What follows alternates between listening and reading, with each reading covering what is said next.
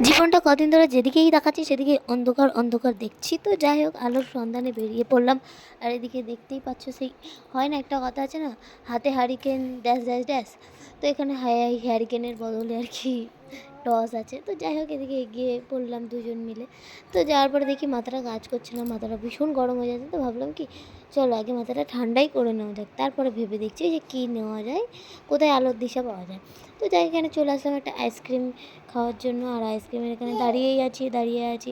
আর অনেকক্ষণ ওয়েট করার পরে ফাইনালি আমার আইসক্রিমটা দেবে।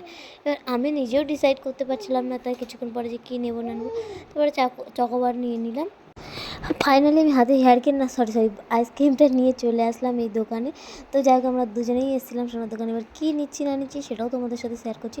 আর এদিকে দুটো আম নিয়ে বাড়ির দিকে চলে আসছিলাম। আর এদিকে এসে বলে দিলাম দেখো কী নিয়েছি, তোমাদের দেখিয়ে দিলাম। তোমাদের কেমন লেগেছে আমার কমেন্ট করে জানিয়ে। ওই যে কথায় আছে না, রনে বনে জলে জঙ্গলে যেখানেই বিপদে পড়বে আমাকেই স্মরণ